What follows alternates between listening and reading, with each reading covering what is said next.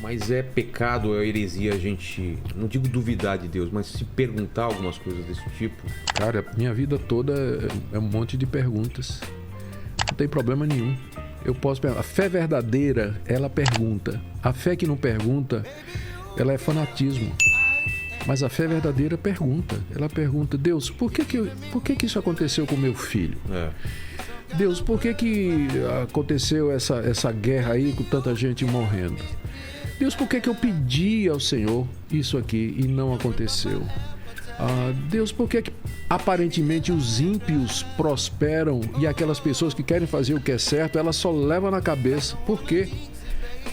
Eu pergunto coisas assim a Deus. Faz parte. Da fé. A fé verdadeira, ela pergunta. O próprio Jesus perguntou, né? Deus meu, por que me abandonastes, né? Desamparaste lá na cruz.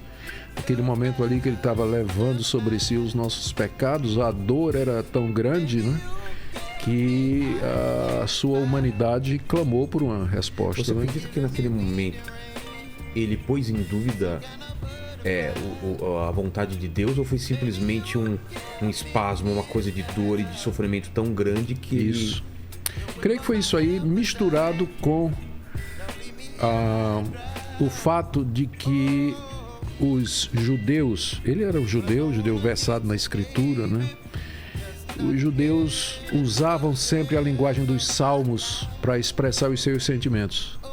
Então, 150 salmos, cada salmo diferente do outro. Tem salmo de alegria, de dor, desespero, dúvida. A palavra salmo quer dizer o quê? Ela se refere a um gênero literário que se vale da poesia para narrar a grandeza de Deus ou os sentimentos do fiel.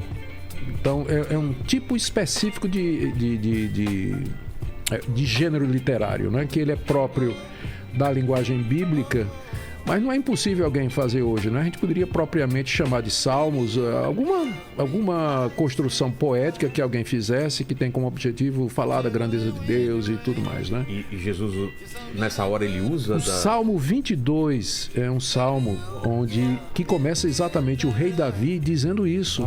Deus meu, por que me desamparaste? Por que não ouves o meu lamento? Por que o Senhor está distante de mim? Então, o judeu, ele crescia usando a linguagem dos salmos para expressar os seus sentimentos. E eu creio que naquele momento de angústia, o judeu Jesus se valeu do Salmo 22 para expressar toda a dor, todo o que ao mesmo tempo bate com aquilo que a gente lê no restante da Bíblia, que ele foi feito pecado por nós. Ele não conhecia pecado. Ele nunca pecou, não tinha essa experiência como a gente tem do que é o pecado. E na cruz, toda a carga de pecado foi lançada sobre ele. Então, ele ali recebeu o castigo que era, para mim, quem devia estar pendurado naquela cruz era o tio Nico, pendurado ali e ainda mais chicoteado muito mais, né? Era eu que era para estar pendurado ali. Mas ele foi no meu lugar. E é por isso que eu posso agora chegar para Deus e dizer: Deus, eu creio que o Senhor me perdoa. Porque a minha culpa já foi paga. Porque Deus não pode perdoar de graça, Rogério. Como assim Deus perdoa de graça? Ele seria injusto. A gente fica revoltado quando um juiz inocenta... né? Um bandido. A gente tem um senso de justiça. Agora imagine a Deus inocentando todos nós que somos bandidos. Deus simplesmente fecha os olhos e diz: está tudo... Mas como assim? Deus não pode fazer isso, ele é justo. Então, pecado tem que ser pago. Alguém tem que pagar o pecado. É isso que Cristo fez. Por isso que ele gritou, porque ele sentiu aquele peso do pecado sobre si naquele momento. Esse ponto é central para o cristianismo histórico e bíblico. É aquele momento em que Cristo leva sobre nós os nossos pecados. Eu diria para você que é isso que faz o cristianismo distinto de todas as demais religiões. É esse momento aí. Os fundadores de outras religiões, eles não morreram no lugar dos seus seguidores. Eles deram ensinos, alguns preciosos, muito preciosos, aliás, para os seus seguidores. Muita coisa nessas religiões e no cristianismo também é bom senso. É simplesmente bom senso. Mas a diferença principal é que, se você fizer um apanhado nisso da religação que eu falei com você, você vai ver que, na verdade, mesmo tendo centenas e centenas de religiões no mundo, só existem duas categorias. Uma categoria, aquelas religiões em que o ser humano faz alguma coisa para se religar com Deus. Para se religar com Deus. Isso aqui é quase um remédio que contou para as pernas inquietas. Meu pai tem isso também. Nossa, cara. Toma, chama perna inquieta mesmo, né? É perna inquieta. Não deixa você dormir, viu? Eu sei, meu pai fica conchapalhando. Mas com o remedinho daqui a pouco eu vou tomar. Aí vai ficar legal. Mas eu voltando. Só tem duas categorias de religião. Uma em que o ser humano ele tenta a religação com a divindade pelo seu próprio mérito e esforço. Eu faço, eu mereço, eu ofereço. Boas ações. Tudo. Isso aí. A outra categoria é o contrário. É de cima para baixo. Deus vem ao encontro do homem, do ser humano, para se reconciliar com ele. E só tem uma religião em todo o mundo que ensina isso, que é o cristianismo histórico. Um Deus que veio e que se deu pelos seus, levando a culpa deles, de forma que eles agora podem ser livremente perdoados e ser religados a esse Deus aqui e no escatom, no futuro período que nós já falamos aqui, descrevemos como um novo paraíso. Né? Por que dentro do plano de Deus foi necessário enviar ele mesmo, né, o filho dele, ele virar carne, para ele ter esse trabalho de levar nossos pecados? Isso foi uma coisa, diante de tanta coisa que aconteceu, esse foi o único caminho? Qual foi a ideia? A lógica por detrás... Porque foi previsto, foi avisado, veio do Cordeiro, ele vai vir e tal. Era uma coisa esperada. Era. A lógica por detrás disso aí era que não se podia, em todas as religiões, você não pode se aproximar da divindade sem sangue, sem sacrifício. A não ser algumas religiões orientais mais recentes, que a gente chama... agora me foge o nome, daqui a pouco ele aparece. Em que elas são basicamente uma filosofia. Entendi. Tá certo? Como o hinduísmo, por exemplo, ou o próprio budismo, que seria o melhor exemplo, né? Que é mais uma filosofia. Mas nas religiões antigas da Mesopotâmia, do Egito, as religiões que vinham da Frísia, as religiões gregas que tinham altares para você oferecer sacrifícios, a própria religião romana que adorava o imperador, todas elas exigiam sacrifícios. Mesoamericanas. Tudo. Se for nos índios, você tem sempre que ter sangue. A ideia é... Onde veio essa aí? A ideia é que que a divindade requer o pagamento pela culpa. Então, no caso de todas as religiões, você oferece o pagamento pela culpa. Você traz o seu melhor animal, você traz tal, sacrifícios humanos, exatamente, isso tudo. O inimigo, o escravo. No cristianismo foi o contrário. Deus, como João Batista diz quando viu Jesus, eis o Cordeiro de Deus que tira o pecado do mundo. Deus mandou um cordeiro para ser oferecido como sacrifício. Alguém que expia os pecados.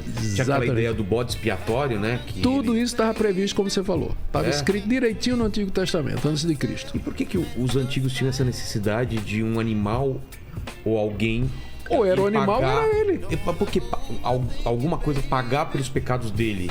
Porque, sendo o pecado, veja só, Deus é o Criador de todos. Ele é o Senhor e Ele tem domínio absoluto sobre minha vida. Ele é o meu Deus, então Ele é o meu Senhor. Eu sou filho dEle, servo dEle, devo obediência para Ele, devo minha vida a Ele. Então, a desobediência a Deus, o virar as costas para Deus, o renegá-lo, é de tal forma, é de tal ordem, que exige a minha vida. É a pena de morte. O castigo é pena de morte. Então, ou eu, ou alguém no meu lugar. Ou alguma coisa no meu lugar. Tá? Porque o apóstolo Paulo, ele descreve isso na carta aos Romanos, capítulo 3, verso 23. O salário, no capítulo 6, verso 23.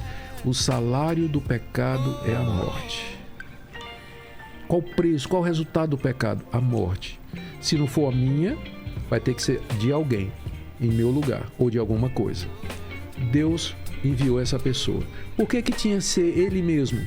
Porque, Rogério, se fosse um de nós, eu ou você, que fosse morrer na cruz, nós só estaríamos morrendo por nós mesmos.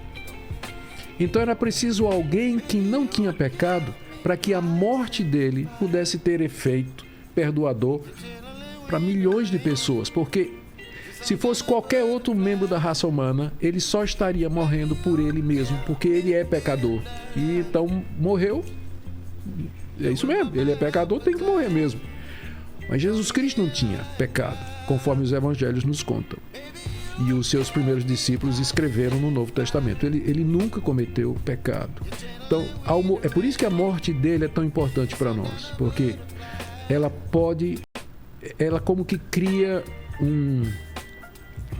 com base nela, Deus pode chegar e dizer: Rogério, você está perdoado. Entendi. Completamente perdoado. Tudo que você fez, faz e um dia vai fazer. O que basta para mim, para ser perdoado? Basta para aceitar. Que coisa maravilhosa.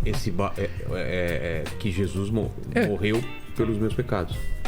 Crer nisso, receber nisso e apostar sua alma nisso. Mesmo que eu posso não acreditar nisso e posso ter as melhores ações, eu não... É porque elas nunca serão boas o suficientes. Nunca. Por mais reto, honesto, sincero, verdadeiro que você seja, e eu creio que você é, mas você e eu, nós nunca conseguiremos fazer coisas boas em número suficiente e em qualidade suficiente que possa, em inglês diz meet the standards, alcançar o padrão que Deus requer de nós. Porque mesmo as nossas melhores obras, elas estão manchadas por motivos egoístas. Você vê, por exemplo, um cara dando aí milhões para a caridade. Por que ele fez aquilo? É uma culpa, né? Culpa. Quer aparecer, quer algum mérito, quer ganhar alguma coisa diante de Deus. Não estou generalizando. Claro, estou dizendo que tem esses ele casos. acha que tem uma dívida de devolver alguma coisa que... Você ajuda uma pessoa no farol, você às vezes faz isso exatamente por isso. A motivação correta para você fazer as coisas seria para a glória de Deus. Já que você é filho de Deus, já que você é filho de Deus, foi criado por Deus, você é filho dele, amigo dele, servo dele, tudo que você faz deveria ser pensando em Deus, para ele. Como está escrito lá no final da carta, está escrito na primeira carta aos Romanos: quer vocês comam, quer vocês bebam, façam tudo para a glória de Deus. Quer dizer, é bem detalhado isso aí, né? Se eu comer essa jujuba, com licença, tem que estar comendo. Senhor, muito obrigado, está uma delícia. Pensar em Deus, viver para Deus. Isso não quer dizer que a gente vai ser um fantasma, né? Ou um anjo aqui nesse mundo. Pela vida não. Como... Nós vamos trabalhar, comer, ter família, divertir, viajar e tudo, mas sempre dizendo a Deus: obrigado por isso, eu te louvo por isso, espero estar fazendo as coisas para agradar o Senhor. A gente não faz isso, por melhor que a gente queira, por melhor que seja a nossa intenção, Rogério. E o resultado é que nunca a gente vai fazer obras com qualidade e número suficiente para merecer o perdão de pecados. Daí eu preciso de Jesus. Sem Jesus eu não tenho esperança de perdão.